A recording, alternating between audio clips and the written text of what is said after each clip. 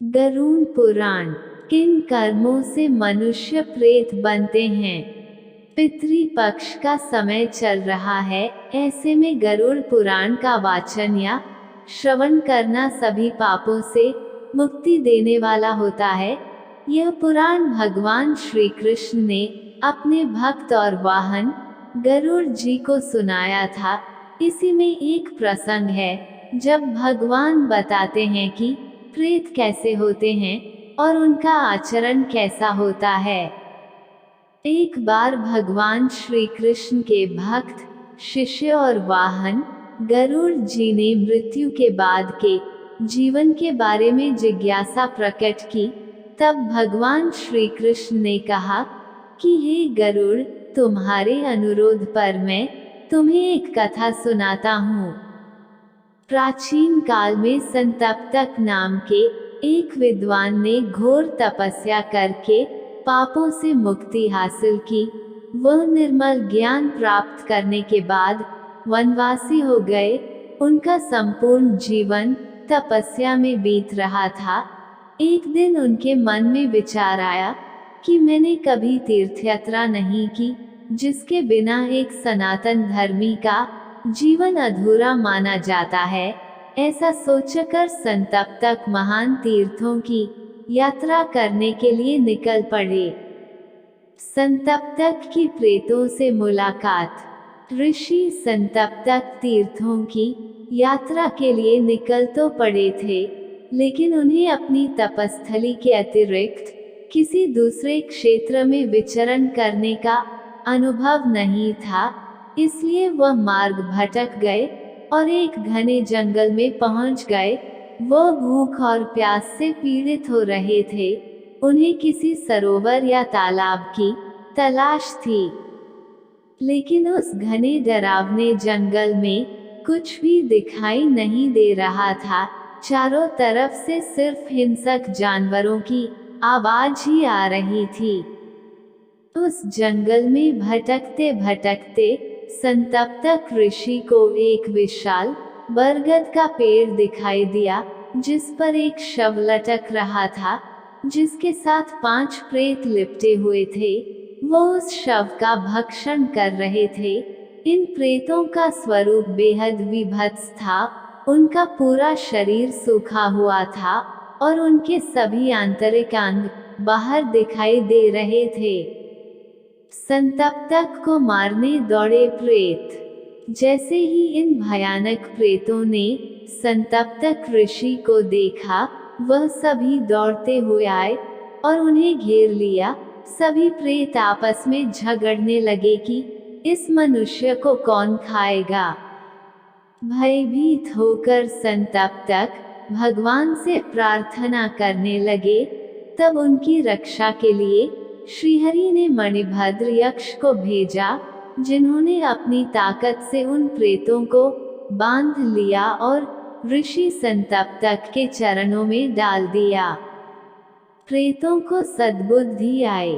मणिभद्र यक्ष की प्रताड़ना और ऋषि संतप्तक की जप तप और पूजा के प्रताप से प्रेतों की सद्बुद्धि जगी।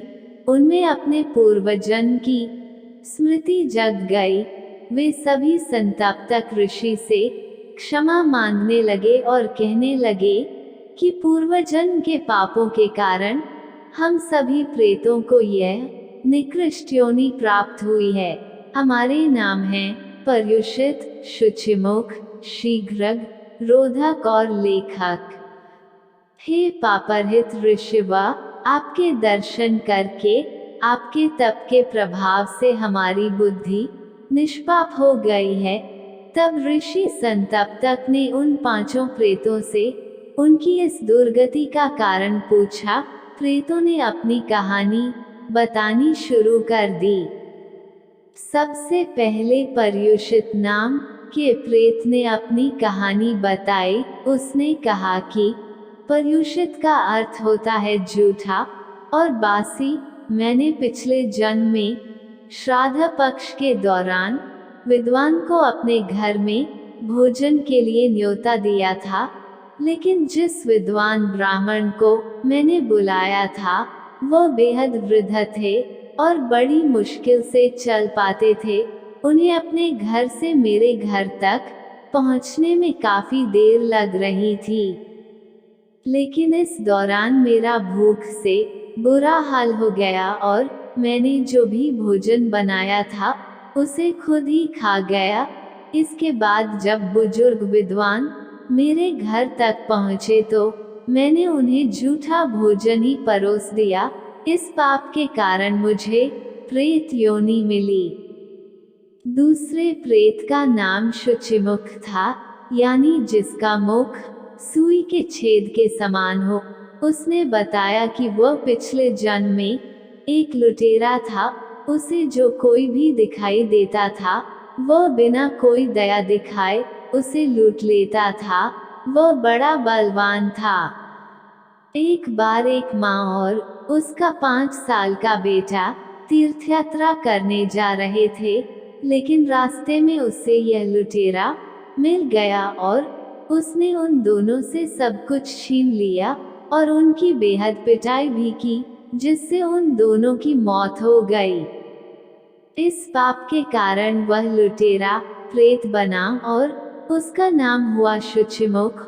उसका मुंह सुई के छेद की तरह है और वह कुछ भी खा पी नहीं सकता, क्योंकि उसके सुई के छेद जैसे मुंह में कुछ जाता ही नहीं। तीसरा प्रेत अपने पूर्व जन्म में एक व्यापारी था। वह अपने कारोबार के सिलसिले में दूर दूर की यात्रा करता था। एक बार वह अपने घनिष्ठ मित्र के साथ व्यापार करने के लिए दूर देश गया था, लेकिन इस व्यापार में उसके मित्र को बहुत लाभ हुआ, जबकि उसे बेहद घाटा हुआ। इसकी वजह से उसके मन में जलन की भावना आ गई। लौटते समय वह जलमार्ग से पानी के जहाज पर यात्रा कर रहे थे। इस दौरान उसका मित्र सो गया। तब उसने अपने नींद में डूबे मित्र को गहरे पानी में धकेलकर मार डाला और उसका पूरा धन हड़प लिया। इस पाप के कारण उसे प्रेत्योनि की प्राप्ति हुई। चौथा प्रेत अपने पूर्व जन्म में एक जमींदार था। उसके अधिकार में 100 गांव थे, लेकिन उसकी धन संपत्ति की लालसा कम नहीं हुई। रोधक का एक छोटा भाई और बुजुर्ग माता पिता थे, लेकिन धन के लालच में उसने उन सभी को अपने घर से निकाल दिया, जिसके कारण वह सभी भूख प्यास से पीड़ित होकर बेहद कष्ट भोगते हुए मृत्यु को प्राप्त हुए। इस पाप के कारण वह प्रेत योनि में भटकने लगा। पांचवा प्रेत एक मंदिर का पुजारी था। वो उज्जैन के एक बेहद प्रतिष्ठित मंदिर में भगवान की सेवा के लिए नियुक्त था, लेकिन वह स्वभाव से बेहद लालची था। एक बार उसने मंदिर में लगी हुई भगवान की मूर्तियों के आभूषण और रत्न निकाल लिए, जिसकी वजह से ईश्वरीय श्री विग्रह बेहद कुरूप दिखाई देने लगे। उसी समय वहां का राजा पूजा करने के लिए वहां पर आया। उसने भगवान की कुरूप मूर्तियों को देखा तो संकल्प किया कि जिसने भी ये कुकृत्य किया है उसे वह मृत्यु दंड देगा। राजा का ऐसा संकल्प सुनकर पुजारी डर के मारे कांपने लगा। जब राजा भगवान के सामने सिर झुकाकर प्रणाम कर रहा था, तभी उसने राजा की तलवार उठाकर उसका सिर काट दिया और वहां से भाग खड़ा हुआ। लेकिन उसके पाप ने उसका पीछा किया और वह प्रेत बनकर इस भयानक वन में रहने लगा। ऋषि संतप्तक ने इन प्रेतों से उनकी दर्द भरी कहानी सुनी और पूछा कि तुम सभी का आचरण और आहार क्या है। प्रेतों ने जवाब दिया कि जिस घर में पूजा पाठ, शुभ कर्म, साफ सफाई, श्राद्ध और तर्पण नहीं किए जाते, हम उन घरों में बेहद आसानी से प्रवेश कर जाते हैं। वहां रहने वालों के शरीर से निकली गंदगी ही हमारा भोजन है।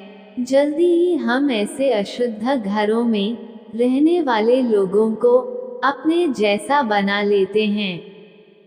हम सभी अज्ञानी, तामसी और मंदबुद्धि हैं और ऐसे ही लोगों के बीच रहना पसंद करते हैं।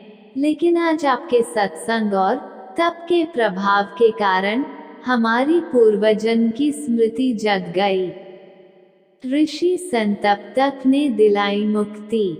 उन प्रेतों की राम कहानी सुनकर ऋषि संतप्तक को दया आ गई।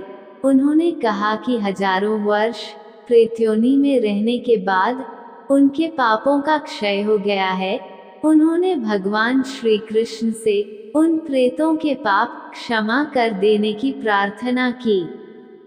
भगवान ने भी ऋषि संतप्तक की गुहार पर उन प्रेतों के पाप क्षमा किए और उन्हें सद्गति प्रदान की।